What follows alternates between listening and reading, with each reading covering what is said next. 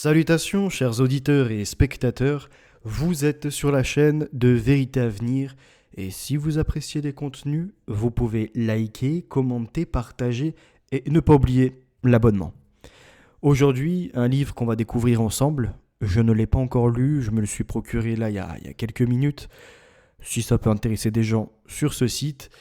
Et on voit que ça a été rédigé par 25 journalistes du Nouvel Obs sous la direction de François Reinhardt. Ce qui m'intéresse surtout, c'est qu'on nous promet en tout cas de découvrir une histoire sur 3000 ans, Israël-Palestine, en 33 dates clés. Loin des propos de propagande de la part des sionistes ou encore des islamistes qui te disent qu'ils sont dans la continuité du Christ, que c'est leur terre, que ça leur revient de droit, etc. Qu'après tout, ils sont quelque part ce qui était inscrit dans l'Ancien Testament, le peuple élu. Je ne le crois pas un seul instant. Donc on va tenter de dénicher le vrai du faux, puisque d'un côté comme de l'autre, sionistes, islamistes, les deux mettent au devant des enfants en danger, font de la propagande sur des morts des fois imaginaires. On peut penser à ce que Israël a déclaré récemment avec les bébés dans le four, bref. Des horreurs inventées quand d'autres existent sur le terrain, et pareil de l'autre côté, des mises en scène aussi des plus atroces et catastrophiques. Plus que tout autre, peut-être, le tragique conflit israélo-palestinien s'enracine dans une très longue histoire qu'il est impossible de comprendre en se limitant à un seul point de vue. D'où le pari de ce livre, embrasser 3000 ans d'histoire partagée en 33 dates, soit 33 récits, qui courent de l'époque biblique du roi David à la nouvelle guerre de Gaza, en passant par la construction du dôme du rocher, petite insertion où il était inscrit une menace envers les trinitaires. Je continue la lecture, la période des croisades ou l'épopée des premiers kibboutz. Il donne au lecteur les clés de compréhension du temps long. Par la multiplication des regards, il lui montre aussi que les peuples, se disputant cette terre trop promise, ont tous deux une légitimité à y trouver leur place et à y vivre en paix. Cet ouvrage a été rédigé par 25 journalistes du Nouvel Obs sous la direction de François Reinhardt, qui par ailleurs est auteur de nombreux livres d'histoire, dont La Grande Histoire du Monde et La Grande Histoire du Monde Arabe. Donc là, ça reprend ce qui était inscrit là.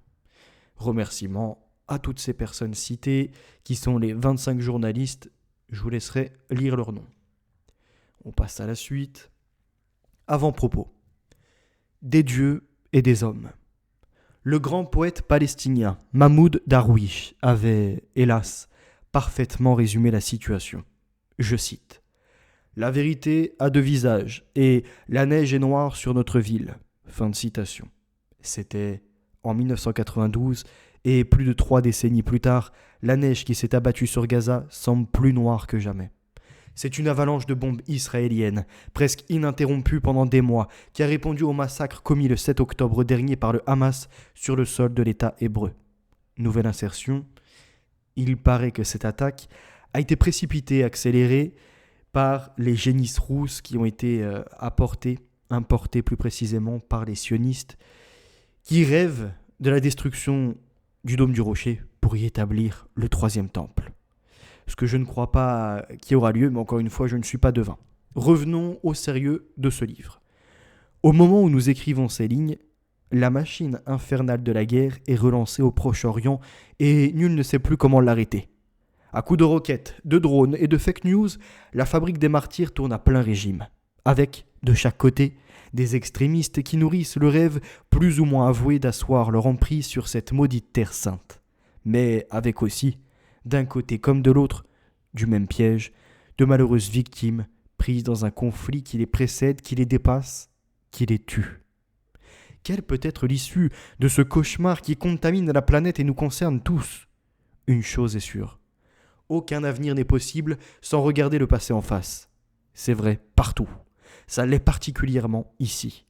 Le présent a des racines et malgré leur profondeur vertigineuse, malgré le sang et les larmes dont elles sont souvent imprégnées, il faut les déterrer pour comprendre comment, depuis 3000 ans, elles se sont enchevêtrées pour aboutir à une situation si tragique et si absurde, comme le résumait à sa manière la première ministre israélienne Golda Meir en 1973. Je la cite : « Ne me parlez pas de Moïse.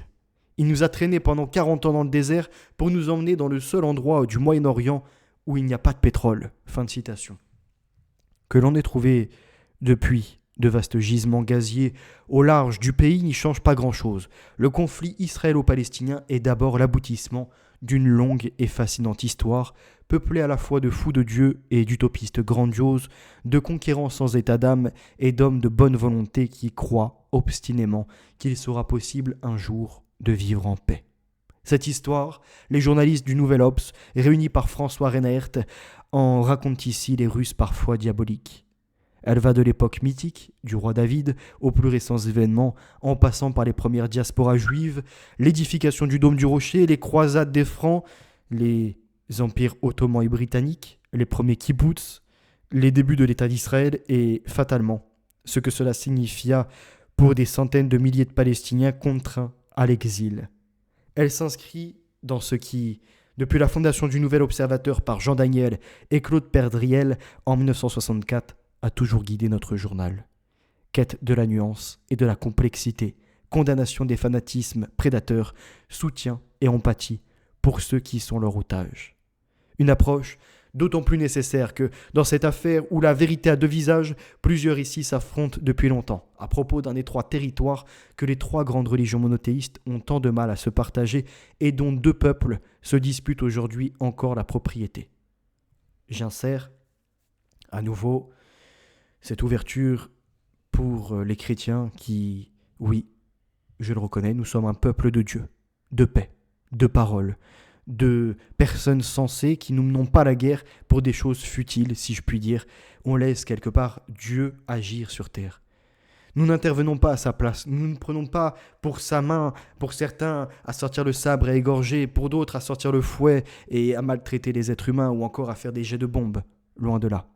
Nous sommes le vrai peuple de Dieu et c'est d'ailleurs pour ça que le Christ est attaché à notre communauté et est venu en réalité chercher tout le monde, y compris ces gens qui sont égarés dans diverses directions, ceux qui ne reconnaissent pas sa venue et qui attendent El Messia qui est une sorte d'antichrist, et les autres qui veulent donner des conseils et te disent qu'ils sont arrivés après alors qu'ils nient le message du Christ, fils de Dieu. Non pas Dieu incarné lui-même, fils de Dieu. Parce que beaucoup de chrétiens aussi ont été trompés dans cette manœuvre, malheureusement, par des approches diverses. Alors je le répète, ne soyez pas tentés par ces paroles de serpent, de Satan, restez dans la droite lignée au nom du Père, du Fils et du Saint-Esprit, et restez comme ça dans cette ambition de paix. Seuls vos propos peuvent nuire, si je puis dire, et peuvent vous porter préjudice, car ce n'est pas ce qui rentre dans votre bouche qui vient à vous salir, mais ce qui en sort. Faites attention aux propos que vous tenez, parce que nous n'usons pas de l'épée. Nous n'usons pas de bombardement, non. Nous usons du langage et devons faire attention à ne pas en abuser et à ne pas nous tromper. Fin de cette grande ouverture pour rappeler quel est le véritable peuple de Dieu. Et non, il n'y a pas de continuité avec un pédocriminel ou encore avec des gens qui se prennent pour des Spartiates, tout ce que vous voulez. Nous ne sommes pas des royaumes de Satan. Alléluia. Revenons au récit. Donc actuellement, les espoirs de pacification existent aussi. Bien sûr, dans ce passé plein de bruit et de fureur. Il est terrible de les voir se lever et retomber au gré des drames et souvent au nom de Dieu. Il est beau de les voir se relever chez certains, parfois quand on s'y attend le moins, au nom des hommes. Ont-ils été broyés à jamais par l'explosion de violence de l'automne 2023 ? Je cite. « Il ne faut jamais utiliser le mot jamais au Moyen-Orient », affirmait le grand écrivain israélien Amos Oz à Jean Daniel, dans un passionnant dialogue publié dans le Nouvel Observateur en 2010. Je cite, « Chez nous, les expressions « jamais »,« pour toujours » et « pour l'éternité » correspondent à une durée qui varie entre 6 mois et 30 ans. Nous avons vu ce qu'il est advenu des grands jamais du passé. Il a fallu à l'Europe 2000 ans de tragédie et de massacres pour parvenir à la stabilité et à l'harmonie qui prévalent aujourd'hui. Cela nous prendra bien moins longtemps au Moyen-Orient. Fin de citation. Au seuil de l'année qui s'ouvre, il faut l'espérer de tout cœur. Grégoire Leménager, directeur adjoint de la rédaction du Nouvel Obs. Introduction. On me pardonnera une remarque qui paraîtra décalée par rapport à la gravité des événements. Quand a été connu l'atroce massacre du 7 octobre commis par le Hamas, une de mes premières pensées était la suivante, je cite. « Heureusement que Jean Daniel n'a pas vu ça. Tous les gens qui, comme nous, l'ont lu et aimé, connaissent l'importance de la question israélo-palestinienne pour le fondateur du Nouvel Observateur. Personne n'a oublié l'énergie qu'il mettait à faire advenir sur cette terre trop promise une paix juste et respectueuse de chacun. Il l'a raconté souvent, il emportait l'espoir dans sa chair même. Né d'une famille juive, il fut bouleversé, comme tant de juifs, de par le monde, par le miracle de la création d'Israël, ce petit pays qui paraissait capable de mettre fin à la malédiction multimillénaire de l'errance et de la persécution. Fils de l'Algérie, homme de gauche, anticolonialiste passionné, il savait aussi que rien ne serait possible sans faire une place au peuple arabe. Les plus anciens du journal, dont je suis, se souviennent de son émotion lors des accords d'Oslo en 1993 et de la célèbre poignée de main entre le premier ministre israélien Yitzhak Rabin et son vieil ennemi palestinien Yasser Arafat. Le rêve d'une vie était réalisé. Dans quel abîme de désespoir l'aurait plongé 30 ans plus tard l'explosion de ce rêve dans un nouveau bain de sang et de haine.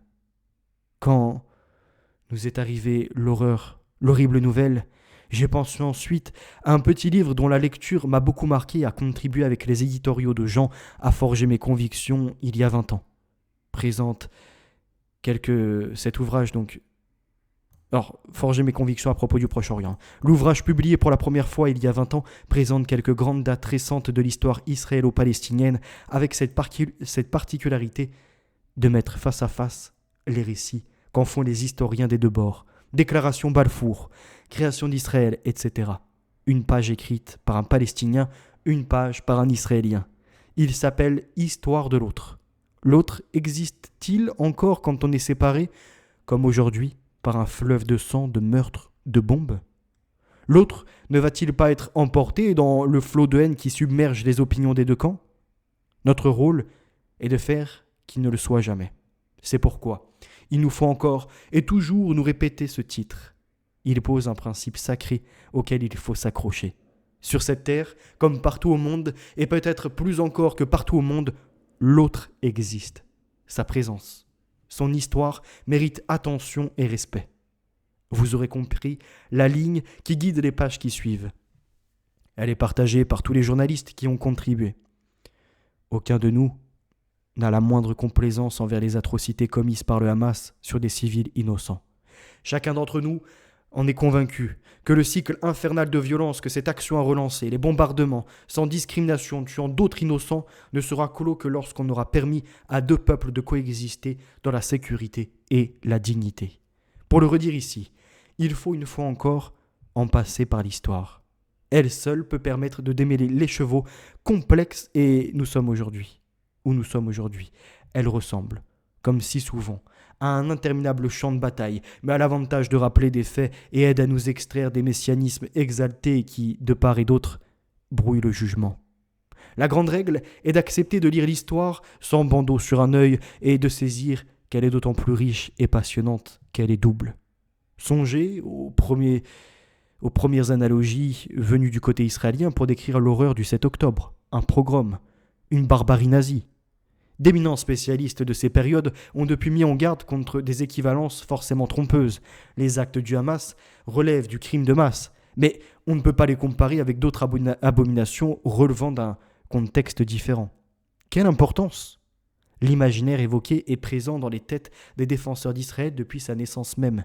Le but de l'État rêvé par les pères du sionisme n'était-il pas de mettre fin à des siècles de persécution qui ont commencé avec l'anti-judaïsme médiéval redoublé à la fin du XIXe siècle dans l'empire tsariste et culminé avec la machine de mort nazie? La découverte d'Auschwitz a été un choc et le motif principal qui a poussé l'Organisation des Nations Unies en 1947 à accorder aux Juifs le droit de constituer un État. Israël devait être à jamais le havre où il serait à l'abri du retour de l'horreur. C'est l'argument de l'État refuge. Il est juste et reste à raison porté par la communauté internationale. Jérusalem, ville des trois religions. Chacun doit aussi avoir à l'esprit que les Arabes ont perçu ce même argument comme une injustice. En quoi était-ce à eux de payer les conséquences d'un crime commis en Europe dont ils n'ont été en rien responsables? De ce côté de la Méditerranée, la création d'Israël appartenait à une autre histoire, Elle semblait l'ultime épisode d'un autre traumatisme dont eux-mêmes ont souffert et commençait alors à sortir, celui de la colonisation. Un occidental voit les premiers sionistes débarquant en Palestine comme des victimes de l'antisémitisme, à qui il faut donner un foyer. Un arabe, comme les cousins des Européens d'Algérie, venus les déposséder de leurs terres. Ces terres ont-elles été accaparées ? Autre vaste question. Dès sa conception, le nom même de sionisme porte l'idée non pas d'installation, c'est-à-dire Jérusalem, mais de retour. C'est essentiel. Les Juifs ne peuvent considérer comme une colonisation leur arrivée en Palestine, puisqu'ils la pensent comme le retour à la patrie lointaine dont ils ont été chassés après une ultime révolte perdue contre les occupants romains autour du 1er siècle de notre ère. Mais comment oublier que d'autres populations ont vécu aussi sur cette terre avant ou à l'époque de la Judée, dont les Philistins, d'où vient le nom de Palestiniens, sont les plus connus, et d'autres encore pendant des siècles après. Faut-il les rayer de la carte ?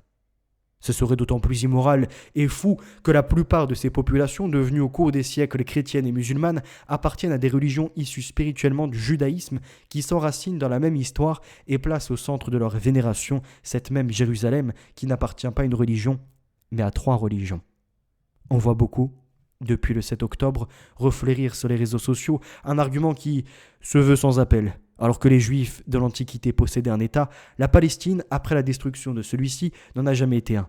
C'est factuellement exact. En 18 siècles, la région est restée une province régentée par des empires successifs, romains, byzantins, arabes, ottomans, puis britanniques. Et alors ?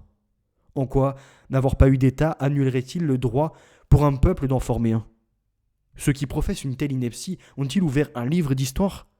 Ni l'Italie, ni l'Allemagne n'ont jamais été des États avant que leur population, au XIXe siècle, se forme une conscience nationale qui a abouti, après des décennies de combats, à la formation des 2 pays que nous connaissons. La conscience nationale palestinienne existe. Elle trouvera, tôt ou tard, son expression politique. Les extrémistes, des incendiaires.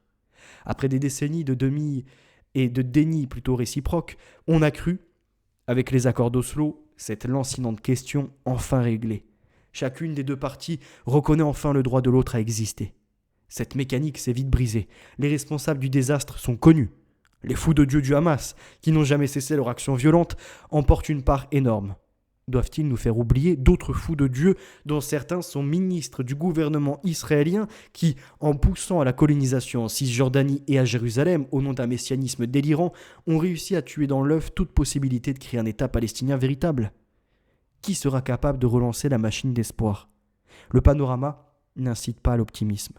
Après le cauchemar du 7 octobre, suivi des bombardements sur Gaza, trop de souffrances, trop de haine se sont accumulées ici et là pour espérer que de nouveau Rabin et Arafat, si tant est-il qu'il en existe encore, réussissent à se faire entendre de populations traumatisées.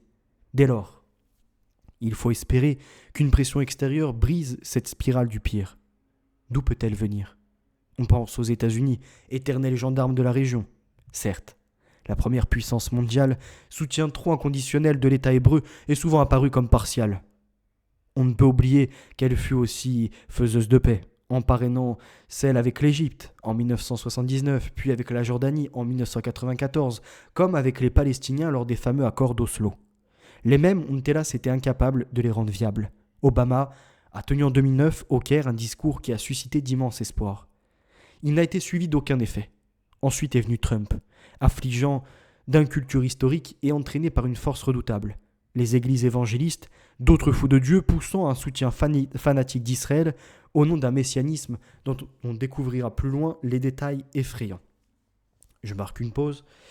Au niveau du Caire et de l'Égypte, il faut savoir que j'ai lu un livre sur ça, je crois que c'est de Amin Malouf, qui explique le désastre de l'islam dans ce pays.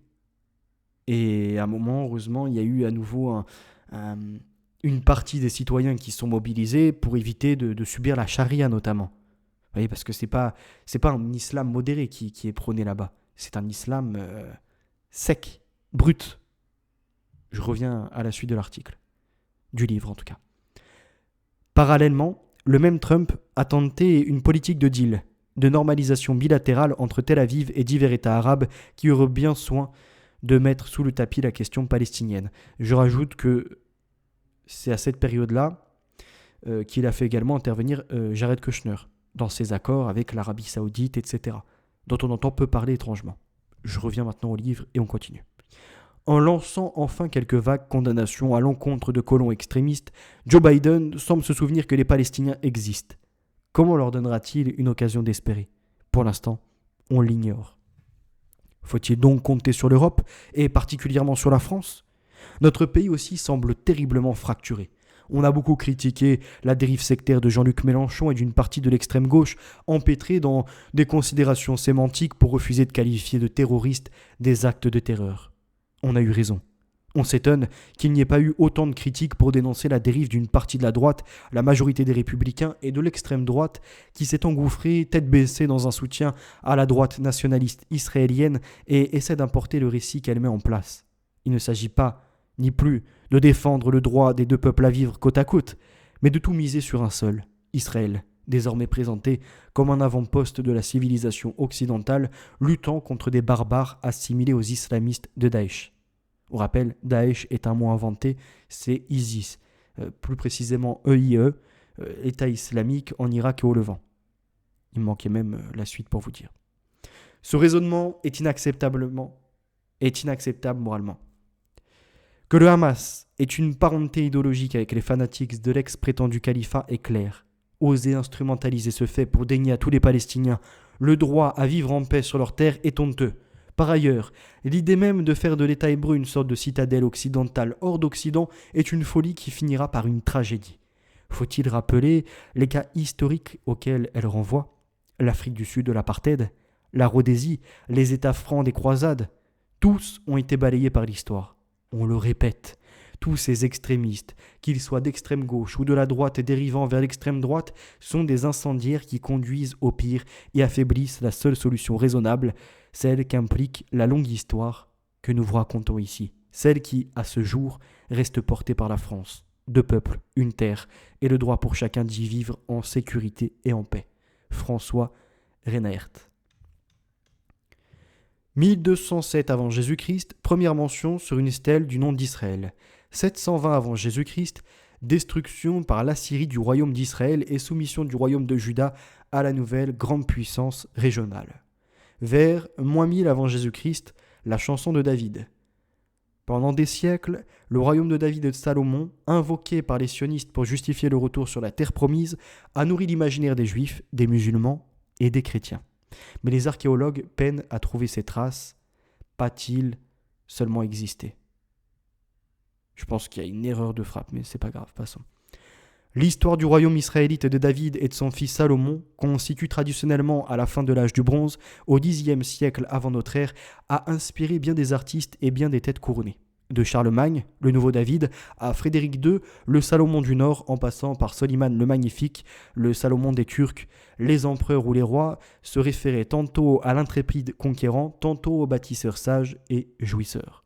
Les sionistes, à la fin du XIXe siècle, y compris les plus athées d'entre eux, s'appuyaient eux aussi sur cette mémoire pour souligner la légitimité de leur cause. Non seulement le peuple juif vient bien de Palestine, mais il fut un temps où, depuis Jérusalem, il régnait sur toute la région. Aujourd'hui encore, en Israël, les deux rois sont chantés dans les écoles. Il y a pourtant un léger problème. L'historicité de ce grand royaume n'a jamais été démontrée. Salomon et David ont-ils même existé ou faut-il les ranger au rayon des légendes à côté du roi Arthur et d'Hélène de Troie ? On rappelle, pour les chrétiens, ça a existé. Historiens et archéologues, eux, se déchirent sur la question. Commençons par ce que raconte la Bible. Après leur retour d'Égypte, guidés par Moïse, les Hébreux se sont installés dans le pays de Canaan. Vers le XIe siècle avant Jésus-Christ, selon le livre, les Israélites étaient éparpillés en différentes cités gouvernées par des juges, des chefs assurant la justice et la conduite des affaires militaires. D'autres peuples ne cessaient de les attaquer, comme celui des Philistins, leur nom a donné Palestiniens basés sur la plaine côtière. Donc de ce qu'il nous a expliqué, dès le début, on a le peuple de Dieu qui est installé et qui est attaqué de toutes parts. Maintenant, ceux qui sont du mouvement sioniste actuel ne sont pas du peuple de Dieu. Ça, il faut le comprendre. Ils se font passer pour la continuité des 12 tribus d'Israël, mais ne sont point de ses entrailles, si je puis dire. Des recherches infructueuses. Lassées de ce chaos, les tribus israélites décident de joindre leurs forces et de se doter d'un roi. Le sort désigne un jeune agriculteur, Saul. Il appartient à la tribu de Benjamin. Pour mémoire, des siècles auparavant, le patriarche Jacob, petit-fils d'Abraham, a eu 12 fils qui ont chacun fondé une tribu. Ruben, Juda, Lévi, Joseph, Benjamin, etc. Saul conduit la guerre contre les différents ennemis des Israélites et devient dépressif. Entre alors en scène David, un berger de la tribu de Juda, mais aussi un joueur de lyre, ce qui lui vaut de bonnes grâces d'un roi en quête de douceur musicale. On connaît la suite. D'un galet bien placé, lancé avec sa fronde, il terrasse le champion philistin, le géant Goliath, que personne n'osait affronter. David devient héros. Quand Saul se suicide sur le champ de bataille, il monte sur le trône. Il défait les ennemis, s'empare de Jérusalem où vivaient alors les Jébuséens. La petite ville, sur la colline rocailleuse, à l'écart des routes, devient la capitale du royaume. David y fait venir l'arche d'alliance donnée quelques siècles auparavant par Dieu à Moïse sur le mont Sinaï. Le coffre, qui contient les tables de la loi, les 10 commandements. L'ancien berger étend, par ses conquêtes, la taille du royaume. À sa mort, son fils Salomon prend la suite. Il a 12 ans, mais est plein de sagesse. Il mate les révoltes internes, épouse la fille du pharaon égyptien. Son règne est marqué par une longue période de paix et de prospérité, mais aussi par une fin dispendieuse et mégalomane. Il a un joli harem, 700 épouses et 300 concubines, sans parler de sa liaison supposée avec la reine de Saba, qui grâce au cinéaste King Vidor est restée dans notre imaginaire sous les traits de Gina Lollobrigida. Alors, ce qu'il faut voir par ça, c'est que d'une analyse personnelle, pour moi ça n'est pas du royaume de Dieu, vous voyez, ça n'est pas de la lignée divine. Quand tu as 700 épouses, 300 concubines, tu es dans la fornication, tu es dans la débauche, tout, sauf dans la lignée de Dieu. Après, chacun y voit comme il veut. Aujourd'hui, on a le polyamour, on a les polygames qui sont prônés par d'autres religions. Chacun y voit midi à sa porte, si je puis dire. Pour moi, on est plutôt à minuit dans les ténèbres qu'à midi dans la lumière, si vous voyez ce que je veux dire. Surtout, c'est Salomon qui fait construire le premier temple de Jérusalem, décrit dans la Bible avec une précision surprenante. Après sa mort, le royaume se rompt en deux. Il y a désormais le royaume du nord, autour de Samarie, qui regroupe 9 des 12 tribus et garde le nom d'Israël. Il sera détruit par les Assyriens. Et celui du sud, autour de Jérusalem, qui prend le nom de Juda, Judée, et réunit les tribus de Lévi, Benjamin et Juda. Ses habitants sont les Judéens, les Juifs. Très longtemps, les historiens ont considéré que cette saga, quoique très romanesque, nous vous avons épargné meurtre, adultère, viol, correspondait à une réalité. Les passages de la Bible qui la narrent ont pourtant été écrits des siècles après. La rédaction finale des livres des rois daterait aussi du 5e siècle avant Jésus-Christ. En témoignent des toponymes qui n'existaient pas au temps de Salomon.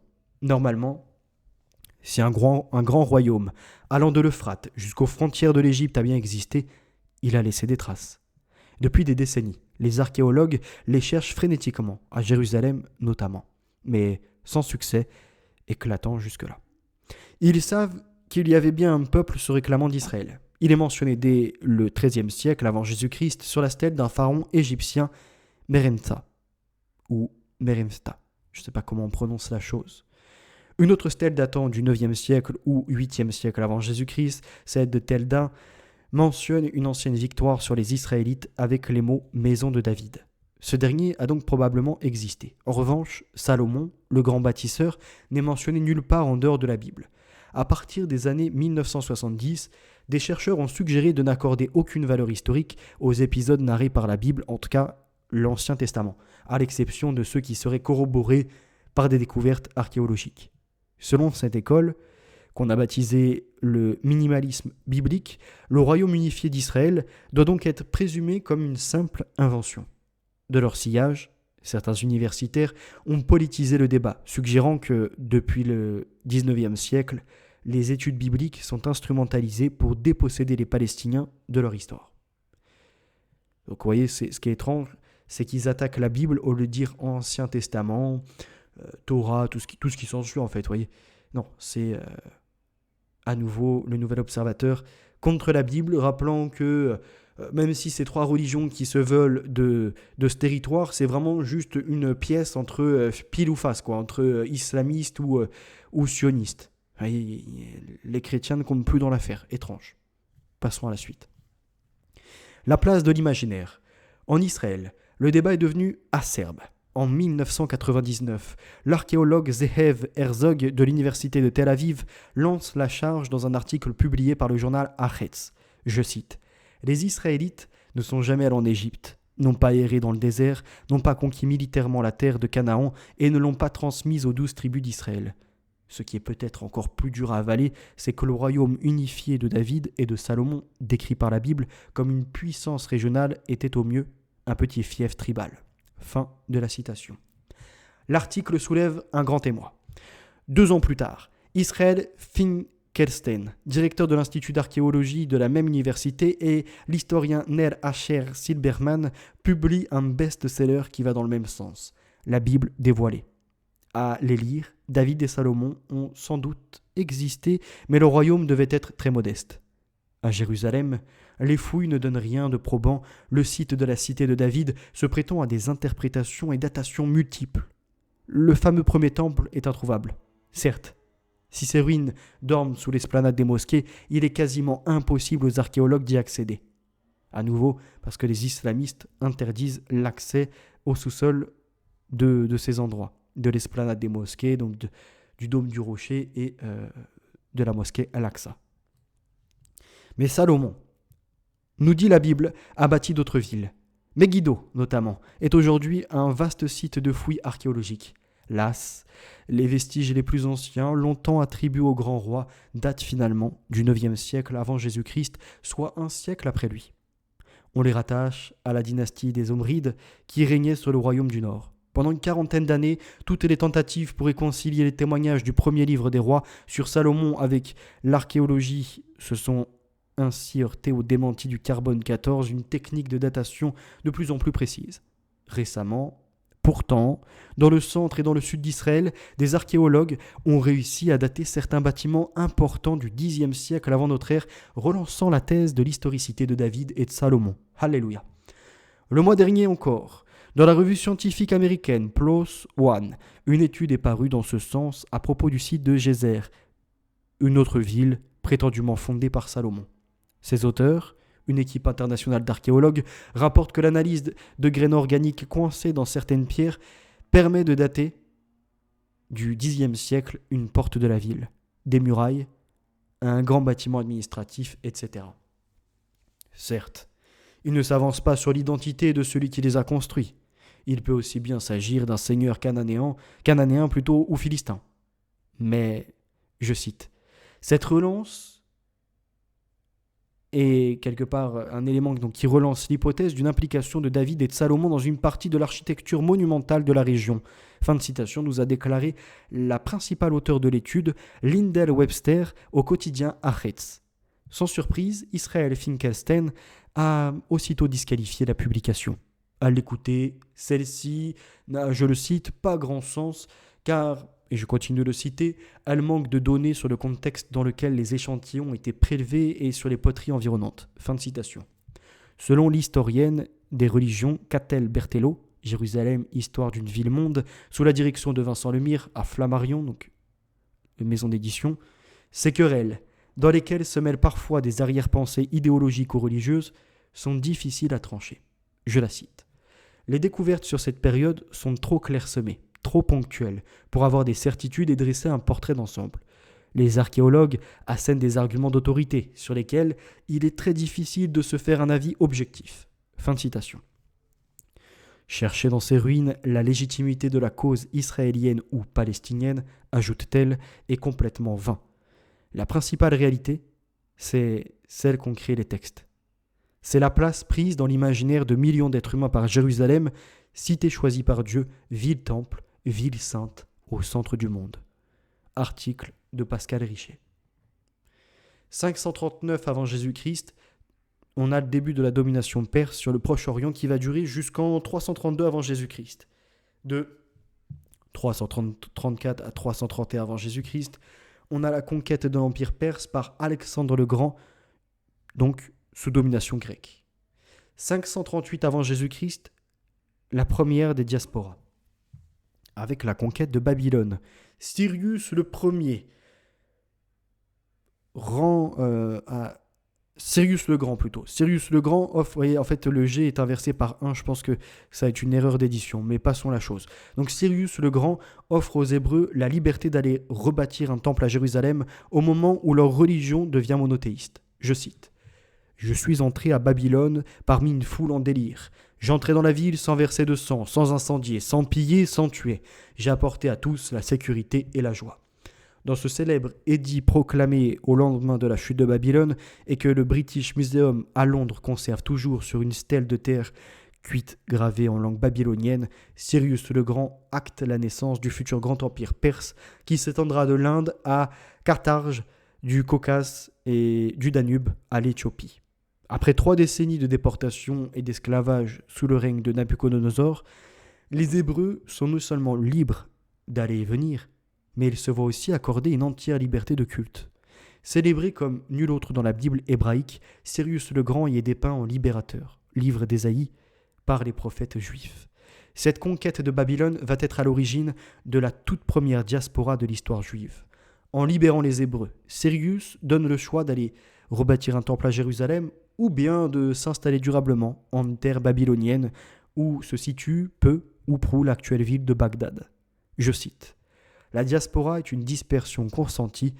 Il faut bien la distinguer des précédents exils ou exodes, comme celui d'Égypte, souligne Mireille Adaslebel, historienne du judaïsme antique et professeure émérite d'histoire des religions à Sorbonne Université. La notion de galut, exil en hébreu, a un poids théologique très fort. On est loin de tout ce qui est cher. Il y a aussi un espoir au bout de la Galus. Une lumière qui brille parce que le pardon peut survenir et le retour est possible. Cela modèle l'esprit juif pour des siècles et des siècles. Fin de citation. La notion de diaspora est aujourd'hui encore positivement connotée et renvoie à des migrations et à des installations réfléchies désirées. L'ancien royaume de Juda devient une province vassale de l'Empire perse. Plusieurs découvertes archéologiques recensées en 1974 dans l'étude Life in the Diaspora Jews at Nippur in the 5th Century BC de l'américain Michael David Kogan montre que les Juifs restés à Babylone font partie intégrante de la vie locale comme n'importe quel Babylonien. Autre tournant majeur, c'est à cette période que le judaïsme devient une religion monothéiste. À l'époque, les Hébreux, comme de nombreuses autres peuplades, étaient énothéistes. Ils croyaient en un seul Dieu, mais acceptaient qu'il en existait d'autres. Les Phéniciens, par exemple, croyaient principalement en Baal et les Moabites en Chemosh, sans nier pour autant l'existence d'autres divinités mésopotamiennes. C'est au contact des cultes perses, et peut-être plus précisément des Zoroastriens, les adeptes de Zoroastre, que les Hébreux ont commencé à adhérer à l'idée d'un Dieu unique, à la fois créateur, miséricordieux et tout-puissant. Dès lors, s'enclenche la fin du culte de souverains puissants qui, jusque-là, étaient volontiers divinisés par leur sujet. Dieu unique et transcendant, Yahvé est considéré comme un souverain invisible plus puissant encore. Après le zoroastrisme, le judaïsme devient la deuxième grande religion monothéiste. Charlotte Sieslinski. Depuis l'an 0. En l'an 0, donc là, on a une carte. Territoire gouverné par Hérode Archélaos, souverain juif, puis par le gouverneur romain Ponce Pilate, celui qui fait condamner le Christ. En tout cas, qui demande l'avis aux gens présents, est-ce que vous le condamnez ou non, et malheureusement, on connaît la suite. Donc là, je vous avoue que c'est visible, mais ils auraient pu améliorer quand même les codes couleurs. Donc ça, ce que vous voyez tout ici, je ne sais pas si on voit la souris, mais en fait, ce qui est Idumée, Judée, Samarie, Pérée, ça c'est la partie du territoire gouverné par Hérode Archélaos. Ensuite, vous avez la partie du territoire gouverné par Hérode Antipas. Là, on peut l'observer sur cette partie-là, au niveau de la Galilée, si je ne dis point de bêtises. Et enfin, vous avez l'autre partie, donc Césarée de Philippe et Raphana, qui sont la partie du territoire gouverné par Hérode Philippe. Tout ça, c'est une carte en l'an 0. Donc, en tout cas, de ce que l'on observe, en l'an 0, il y a bien une grande gouvernance de la part des vrais Juifs. Et des Romains également par le gouverneur Ponce Pilate. 63 avant Jésus-Christ. Conquête de la Judée par le général romain Pompée qui entre dans le Saint des Saints, lieu sacré du temple de Jérusalem. Entre 30 et 33, date supposée de la mort de Jésus de Nazareth, alléluia, gloire à Dieu Tout-Puissant. On a donc l'an 0 après, dans la Judée occupée. Dans les premières décennies de notre ère, Rome impose sa tutelle à des Juifs très divisés dans la région où bientôt va se faire connaître un certain Jésus de Nazareth. Donc notre Messie, le Sauveur, le Fils de Dieu, alléluia. Ceux qui nient sa divinité sont des antichrists. Vous pouvez discuter avec, leur apporter des bonnes paroles, espérer qu'ils trouvent la bonne voie, mais ne vous égarez pas dans les leurs qui sont celles de Satan et de la tentation du diable, du mauvais, du malin. En l'an 4 de notre ère, le roi des Juifs, Hérode Ier le Grand, le vassal de Rome, meurt et laisse derrière lui un grand vide. L'empereur Auguste décide de morceler son royaume de Judée en 3 parties, ce qu'on a vu, mais les fils héritiers d'Hérode se révèlent de piètres gouvernants. L'un d'eux, Archélaos, est si despotique que ses sujets réclament et obtiennent sa destitution auprès des autorités romaines. Lassé par les mauvaises nouvelles qui lui arrivent d'Orient, l'empereur impose à la Judée le statut de province romaine. L'indépendance relative négociée par Hérode est terminée. Débutent alors plusieurs décennies de tensions politiques et sociales. Aux premières années de notre ère, les Romains dominent sans partage le monde méditerranéen. Dans cette partie de l'Empire, la Judée est une région fertile de petits agriculteurs. La route qui la traverse et relie Damas à Alexandrie lui permet d'exporter facilement ses productions, vin, olives, figues, miel. Elle est peuplée de Juifs pour une grande majorité. Ils bénéficient du statut de pérégrins, c'est-à-dire d'étrangers reconnus dans l'Empire, mais avec des droits inférieurs à ceux des citoyens. La Torah est considérée comme le droit local. Un royaume de brigands, nous dit-on. Vu de Rome, la Judée est une contrée lointaine et hostile, un royaume infesté de brigands où règne l'insécurité. Le poste de gouverneur a toujours été perçu comme ingrat et subalterne. Dès la mise sous tutelle en l'an 6, Rome doit faire face à une première levée de boucliers. Partout ailleurs dans l'Empire, elle réussit à peu près à imposer sa fiscalité. L'impôt du sol, l'impôt par tête et les droits de péage. Cette année-là, du côté de Jérusalem, le recensement à des fins d'imposition passe très mal. Un mouvement séditieux éclate, dirigé par Judas le Galiléen. Quelques années plus tard, en 17, la Syrie et la Judée devront implorer l'empereur Tibère d'alléger son tribut. De manière générale, les Juifs vivent très mal l'occupation. Ils craignent aussi de voir leur religion altérée et les envahisseurs venus de Rome souiller la terre promise. Plusieurs incidents vont aggraver le ressentiment sous la préfecture de Ponce Pilate, 26 à 36 après Jésus-Christ, dès sa nomination. Mais de nuit, pour prendre les habitants par surprise, Ponce Pilate introduit à Jérusalem des enseignes et des effigies de l'empereur, un interdit religieux qu'aucun Romain n'avait jamais bravé avant lui. Plus tard, il fait exposer des boucliers dorés en l'honneur de Tibère, une première étape vers un culte impérial jugé blasphématoire. Puis, il est soupçonné d'avoir pioché dans le trésor du temple pour financer la construction d'un aqueduc destiné à desservir Jérusalem. En réalité, les Juifs s'accommodent différemment de l'envahisseur selon les cas. Le judaïsme rassemble différents courants, parfois en opposition, qui cohabitent tant bien que mal. Dans ses récits, l'historien juif Flavius Joseph parle de 4 sectes, un terme qu'il faut entendre dans le sens d'école de pensée. Elles ne comptent alors que quelques milliers d'adeptes, mais leur influence est sans commune mesure. Les Sadducéens, dont le poids diminue, se recrutent dans l'aristocratie sacerdotale. Conservateurs sur le plan religieux, ils se montrent soucieux de maintenir l'ordre public, même imposé par un procurateur plus précisément romain. Les pharisiens, décrits comme très pieux et très tatillons sur le respect de la tradition, ont une vie religieuse centrée sur la méditation et la pratique de la loi. À rebours de ces courants, qui représentent le judaïsme officiel, se sont développés 2 mouvements plus marginaux. Les Esséniens se trouvent loin de Jérusalem et des villes, considérés comme des lieux de perdition. Leur camp de base est situé à Qumran, en plein désert sur les rives de la mer Morte, où seront retrouvés 2000 ans plus tard des manuscrits qui attesteraient de leur présence. Flavius Joseph les décrit comme des ascètes vivant en communauté. Ils préfèrent vivre dans la pauvreté, pratiquent le baptême par immersion et l'abstinence des plaisirs du monde, voire le célibat. Très critiques à l'égard des autres juifs, qu'ils considèrent comme des païens, les Esséniens sont convaincus d'être le véritable Israël. Bon, déjà, depuis le début, dans cette communauté, si je puis dire, juive, on a plusieurs factions comme on l'observe, et certains qui se sentent investis d'être le seul peuple de Dieu en concurrence avec les autres, en tout cas qui sont censés être de la même communauté, pratiquant le même dogme religieux. Mais voilà, au sein de ces pratiquants, il y a des petits groupes, si je puis dire, d'irréductibles qui se pensent sélectionnés parmi d'autres. Ce qui donne aujourd'hui, si on se permet de le calquer, au sionisme. Puisque les juifs, dans la généralité, ne sont pas sionistes. Seule une toute petite partie veut créer du chaos pour y instaurer un ordre, faire venir précipiter les événements, comme si Dieu n'était pas parfait et n'avait pas un agenda, ou en tout cas la maîtrise du temps pour faire les actions au bon moment. Non, eux, ils se sentent investis, et parce qu'ils vont faire de néfaste, derrière, c'est se dédouaner de responsabilité en disant « Nous sommes le peuple, on a une mission, on l'accomplit, coûte que coûte, même si on massacre des gens, c'est Dieu qui veut, et il danse, etc. » Non, c'est pas comme ça que ça marche. Ils le payeront pour tout le mal qu'ils ont fait envers tous les êtres humains. Revenons à la suite de l'article, puisque après on va voir que en dehors de ces fous de la communauté juive, se trouvent des fous au sein de la communauté musulmane, et également des fous au sein de la communauté chrétienne, et tout ça on va l'observer après. Enfin, en tout cas je l'espère, puisqu'il y a quand même 25 journalistes, s'ils ne l'abordent pas, eh ben, on le fera par un autre livre, puisque j'ai encore d'autres références sous la main. La quatrième philosophie.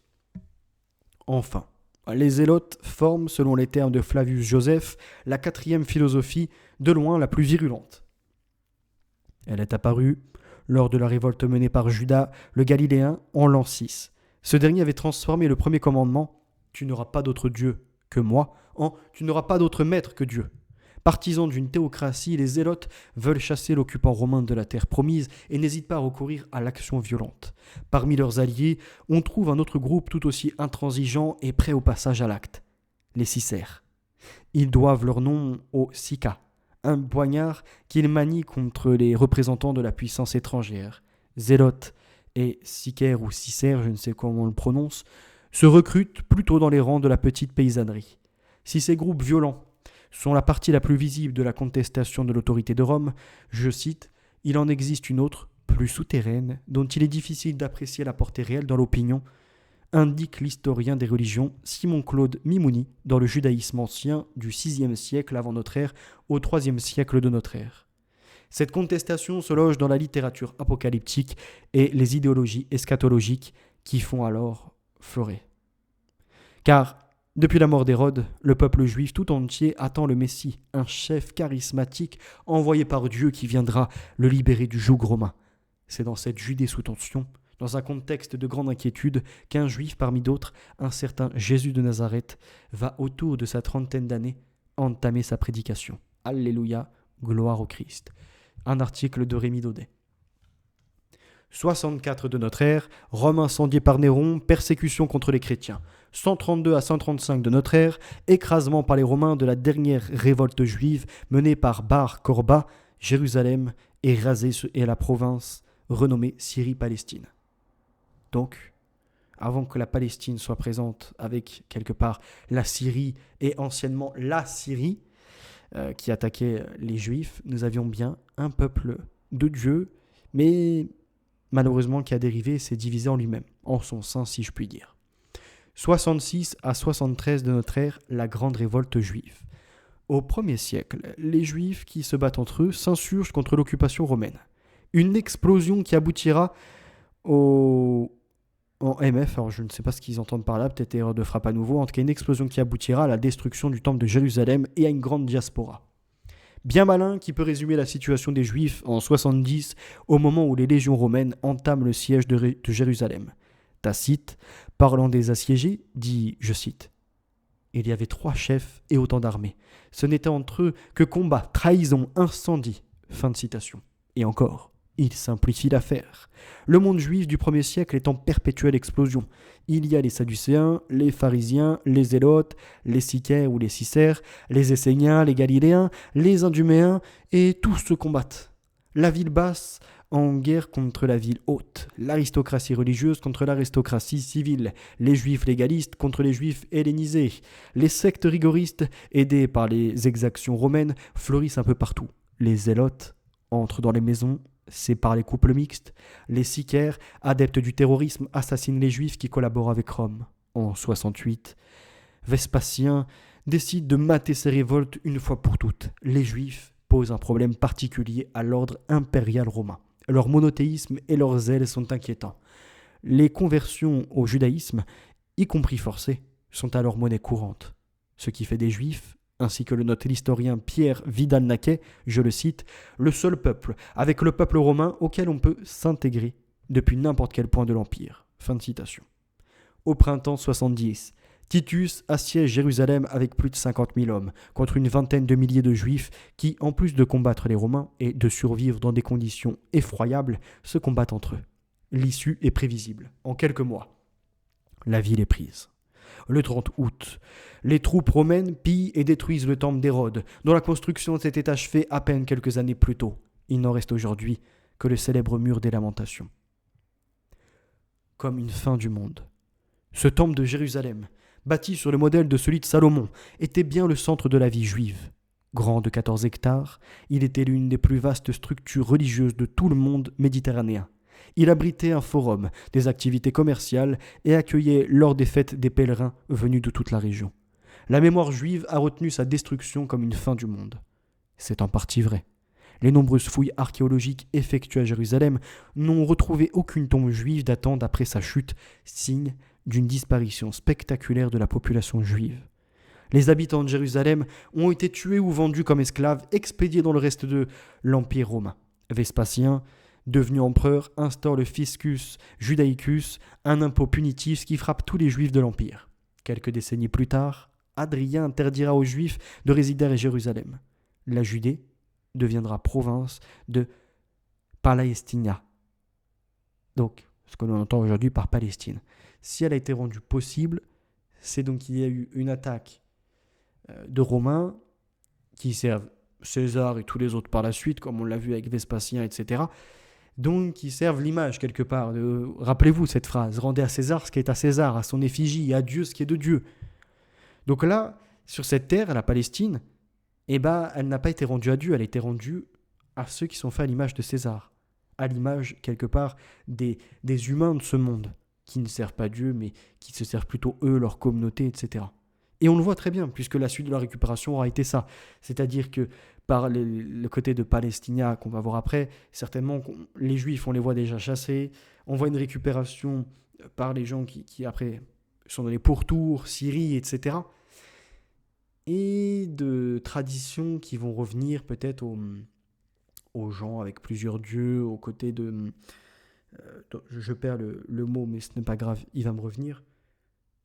De ces gens, en tout cas, aux multiples cultes, dont ce qui adviendra par la suite, l'Empire musulman, avec l'islam, qui de base priait en direction de Jérusalem, en tout cas en direction de la montagne de Sion pour être précis, et qui par des discordes avec des juifs, suivant leur prophète entre d'immenses guillemets, si je dois ajouter des guillemets pour vous dire, même si on doit rajouter le mot prophète carrément, mais c'est un autre sujet, ça... pour dire qu'il les a détournés. Et après, il les a fait aller vers la ville aux 7 montagnes, cette ville-là où il y avait pareil des idoles, il y avait des pierres où comme ça on divinisait El Manat, il y avait quoi d'autre, il y avait Allat, et puis encore bien d'autres qui existaient, pour écrire un nouveau culte et tourner autour d'une pierre, soi-disant de lune, venue de je ne sais où, du paradis même, qui sait. Enfin bref, il tourne autour de cette pierre qui n'est pas blanche, qui n'est pas dans le côté de la pureté, mais bien salie. Et ils vont te dire que oui, de base, elle était blanche, elle a été salie, etc. Mais ils aiment bien tourner comme ça autour du malin, qui les trompe, qui les fait adorer des endroits dans le monde. Passons ces détails. Revenons à l'article. Cette fin apocalyptique trouve son illustration la plus poignante dans un passage célèbre de Guerre des Juifs, de l'historien du 1er siècle Flavius Joseph, l'épisode de Masada. Construite, elle aussi, par Hérode, la forteresse de Masada était perchée en haut d'une falaise imprenable dominant les rivages, excusez-moi, j'étais sur encore l'islam, les ravages, non, revenons à ça, dominant les rivages de la mer Morte.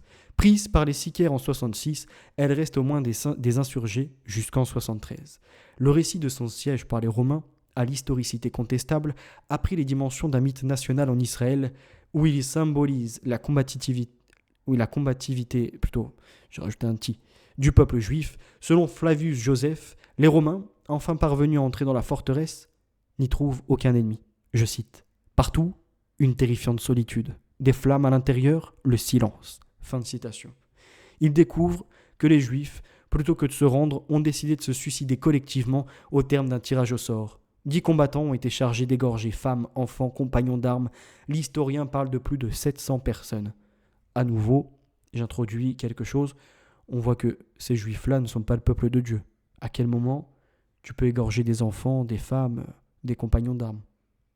Donc, c'est eux aussi un peuple de Satan. C'est pour ça que je vous dis toujours, c'est la même pièce depuis des années, c'est eux qui nous foutent le bordel partout sur la planète. Et nous, malheureusement, on en récolte les fruits du dragon, du malin. L'épisode est au moins partiellement inventé. Les fouilles menées sur le site n'ont permis de retrouver qu'une vingtaine de corps et de suicides collectifs est un trope fréquent dans la littérature grecque qui a inspiré Flavius Joseph. Son récit a tout d'une parabole apocalyptique. Si Éléazar, le chef des Sicaires, ordonne à ses hommes de se tuer malgré l'interdiction du suicide, c'est que Dieu a abandonné les Juifs. Flavius Joseph lui fait dire, je le cite, « Il y a longtemps que Dieu a pris contre toute la race juive le décret au terme duquel nous devions quitter cette vie. » Fin de citation. L'esprit de Flavius Joseph. Mais Flavius Joseph n'est pas d'accord avec Éléazar. Insurgé, modéré, opposé aux Sicaires et aux Zélotes, il a fait le choix de survivre, de passer du côté romain, au risque d'être vu comme un traître. Quelques années plus tôt, dans une grotte de Galilée, où il était réfugié avec d'autres notables juifs, il avait vécu une situation similaire. Encerclé par des soldats romains, ses compagnons voulaient se donner la mort, là aussi par tirage au sort. Je cite, « Chaque homme, dont le tour sortait, tendait sa gorge à celui qui avait le tour suivant. » Fin de citation. Flavius Joseph, son tour venu, avait refusé de mourir. Dernier survivant, il s'était rendu, se justifiant ainsi auprès de Dieu. Je cite, « Puisqu'il te plaît de châtier cette nation juive que tu as créée, et que la fortune passe tout du côté des Romains, puisque tu as choisi mon esprit pour annoncer l'avenir, je me rends de mon plein gré aux Romains et j'accepte de vivre. Mais je te prends un témoin que je quitte ce lieu, non pas comme un traître, mais comme ton serviteur. » Fin de citation. Il avait raison. Le monde juif n'est pas mort avec la prise de Jérusalem. Il a survécu dans la diaspora. Il a renoncé à être une puissance politique pour se réfugier dans les synagogues et dans l'étude. Le texte a remplacé le temple. On glorifie aujourd'hui l'esprit de Massada. Mais c'est l'esprit de Flavius Joseph qui a permis au judaïsme de survivre. Article de David Caviglioli. 637 de notre ère, reddition de Jérusalem reçue par le calife Omar, compagnon et successeur de Mahomet. 715, achèvement de la construction de la grande mosquée de Damas, capitale du califat omeyyade. 691 à 692 de notre ère, il était une fois le dôme du rocher, que nous connaissons encore aujourd'hui, avec son inscription contre les trinitaires, donc de façon antichrist. Ils nous disent que nous sommes des associateurs, et le sort des associateurs est révélé dans leur Coran, dans leur Coran plus précisément, où vous verrez, je vous en reparlerai, de toute façon on fera un épisode sur les différences entre la secte de Satan et la secte de Dieu, si je puis dire, en tout cas le dogme de Satan ou le dogme de Dieu. L'origine de ce sanctuaire musulman de Jérusalem est longtemps restée mystérieuse. On sait désormais qu'il fut conçu aussi par les Juifs et les chrétiens. Voici 13 siècles que sa masse rayonnante surplombe la vieille ville de Jérusalem et son mur des lamentations. 13 siècles qu'il survit miraculeusement au pillage et surtout aux guerres confessionnelles. Le dôme du rocher, avec sa splendide coupole en or digne du Saint-Sépulcre ou de la basilique Saint-Sophie de Constantinople et son déambulatoire semblable à celui de la Kaaba à la Mecque, ou Kaaba plutôt, on m'a reproché d'ailleurs de mal le prononcer, n'en finit pas d'alimenter fantasmes et légendes contradictoires. Mystère sur sa symbolique originelle, l'identité de son commanditaire et même la date de sa construction. Perché au centre du mont du Temple, sur l'esplanade des mosquées, devenu le troisième lieu saint de l'islam après la Mecque et Médine, le dôme est d'abord un vestige de la Jérusalem du temps du califat omeyyade, une harmonieuse parenthèse intellectuelle et religieuse après la douloureuse occupation perse. Jusqu'il y a peu, la seule date d'édification connue du monument était celle qui figure sur une épigraphe visible à l'extérieur. Je cite, « Édifié par le serviteur d'Allah, Abd al-Malik, commandeur des croyants l'année 72, soit en l'an 691 ou 692 de l'ère chrétienne. » Alors il faut savoir que Allah n'est pas le Dieu des chrétiens. Je préfère le préciser. C'est bien autre chose. Et d'ailleurs, Allah était employé avant qu'il y ait l'islam et il était utilisé par les polythéistes. Donc il a été récupéré. Et ceux qui te disent, oui, mais dans certaines parties du monde, tu as des chrétiens, des catholiques qui utilisent Allah comme étant la référence à Dieu. Oui, mais non, ces gens-là se trompent. Ces gens-là sont dans l'erreur. Ce n'est pas parce qu'il y en a qui sont dans l'erreur qu'on doit les suivre. Allah n'est pas Dieu. Dieu est différent. Voyez. Et il a un fils, Jésus-Christ.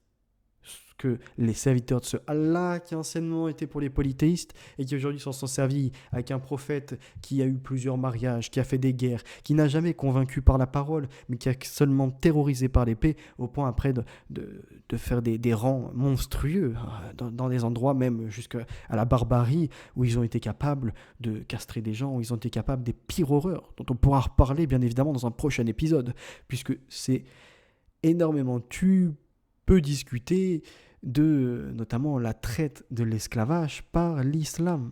Mais ça, on reviendra dessus. Et les menaces sur Internet de ceux qui voudraient afficher ma tête, on va te faire ci, on va te faire ça, on va monter une équipe. Pas de problème, je vous le répète, je suis dans le service au Christ. Donc, vous n'impressionnez personne. C'est que dans votre imaginaire, comme les gens qui se sentent persécutés en France et qui disent qu'ils subissent un racisme, une discrimination, c'est que dans vos têtes. Ça n'a aucun impact sur nous. Vous pouvez être menaçant ou autre, vous aurez peut-être un impact sur le moment, mais intérieurement rien, sur la durée rien non plus. Et à nouveau, vous prouvez qu'une seule chose quand vous faites votre colère comme ça, c'est que vous ne savez pas Dieu, et que Dieu n'est pas avec vous vu que vous n'arrivez pas à convaincre par la parole. Si Dieu ne vous a pas donné le langage pour convaincre, c'est que vous n'êtes pas ses serviteurs, puisqu'au début était le langage, au début était le verbe. Alléluia. Continuons sur l'article. C'était compté sans la découverte de mosaïques plus anciennes, sous cette célèbre inscription. Exhumée dans les années 1990 par des ouvriers que le roi Hossein de Jordanie avait chargé de restaurer le dôme, ces vestiges ont permis à l'historienne américaine Béatrice Saint-Laurent et à son collègue palestinien Issam Ahwad d'établir que le premier bienfaiteur du dôme aurait été Muawiyah, premier calife de la dynastie omeyyade, et non pas Abd al-Malik, qui aurait, lui, poursuivi l'ouvrage avant d'y faire apposer son nom pour assurer sa postérité. Cultivé et raffiné, le calife Muawiyah avait choisi de séjourner avec sa cour à Jérusalem entre 660 et 680 et d'y laisser les autres monothéistes, juifs, zoroastriens, chrétiens, pratiquer librement leur culte. Alors, je rappelle pourquoi c'est comme ça. Aujourd'hui, vous entendez beaucoup de musulmans vous dire... Tu vois bien qu'au travers de l'histoire, les juifs et les chrétiens ont été laissés à certains endroits du monde avec leur culte. Ce qu'ils oublient de préciser, c'est que les juifs et les chrétiens étaient majoritaires à ces périodes de l'histoire.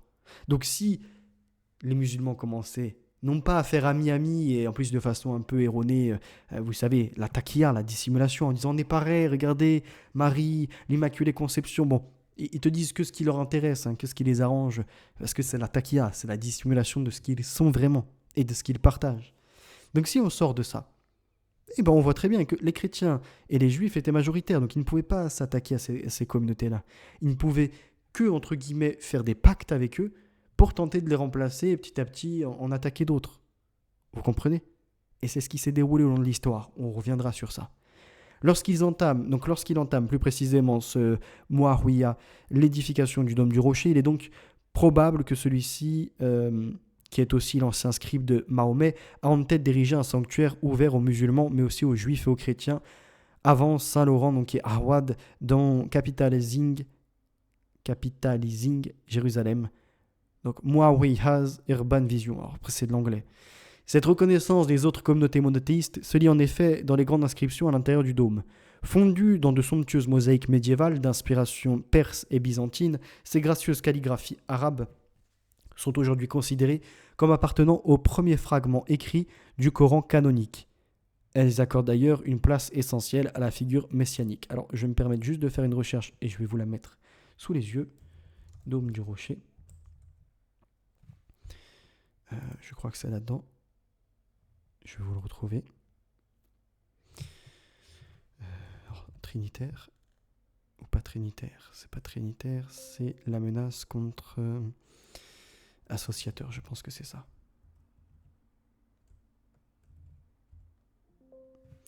Et ces messagers ne parlaient pas. Voilà, ok, parfait, impeccable. Je l'ai retrouvé. Hop, je vous le mets là à l'écran.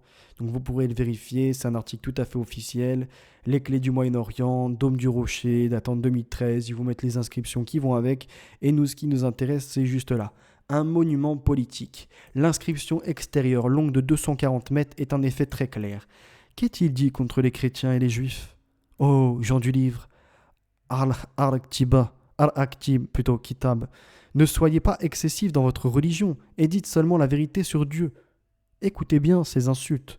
Le Messie, Jésus, fils de Marie, fut seulement un messager de Dieu. Il fut la parole de Dieu confiée à Marie. Croyez ainsi en Dieu et en ses messagers. Ne parlez pas de Trinité. Abstenez-vous de parler de cela, cela vaut mieux pour vous.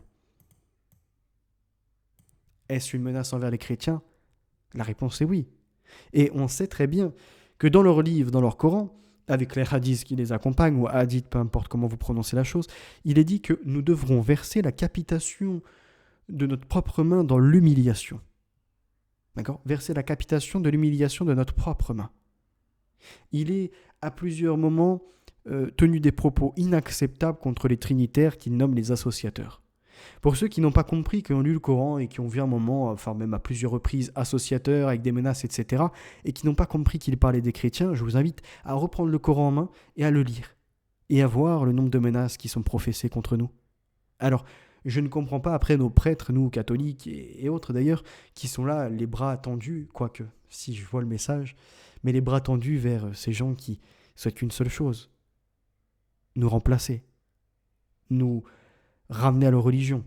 Puisque dans leur livre, ils disent, voyez les juifs, nul n'ira au paradis que juif, les chrétiens, nul n'ira au paradis que chrétien. Ces gens-là, quelque part, sont orgueilleux. Enfin bref, il y a tout un tas de propos qui sont portés. Mais tout au long de leur Coran, il est bien dit que nul n'ira au paradis s'il n'est pas musulman, s'il n'est pas de leur communauté. Vous voyez, c'est le serpent qui se mord la queue. Si j'emploie le mot serpent, c'est pas pour rien. On sait qu'est-ce qui arrive après. Nous avons été avertis. Il était dit, viendra après moi des gens qui se présenteront donc en Christ, mais ne le seront pas, seulement d'apparence. Exactement ce que font les musulmans. Il était inscrit également, on a été averti qu'il y aura un faux prophète. On a également été averti sur les événements qui arrivent, où je le pense, cette ville ou cette montagne correspond à la Mecque qui sera détruite et qui entamera ce royaume de 10 cornes qui semble être les BRICS avec leur alliance. Et en tout cas des événements actuels, tout semble concorder. La Chine prend de nouveau position pour la Palestine. Les Iraniens commencent à menacer Israël, donc ils veulent détruire Israël. Je vous le dis, ils y arriveront, puisque ceux qui sont en Israël, pour la plupart, sont innocents. Seule une petite caste de sionistes, dégradeurs, enfin, dans la dégradation plus précisément de la situation, sont les coupables. Comprenez ceci. Est-ce que vous êtes encore aveugle? Nul n'est plus sourd que celui qui ne veut pas entendre. Nul n'est plus aveugle que celui qui ne veut pas voir. Tout est sous vos yeux. C'est inscrit dans leur livre. Et je vous répète, dans leur livre, selon eux, il y a une seule version. Celui qui tente de vous faire une dissimulation ou de vous manipuler en vous disant on est pareil, etc. Non, ne vous laissez pas avoir. J'ai vu sur les réseaux sociaux, vu que c'était la fin de leur ramadan, le moment de partage.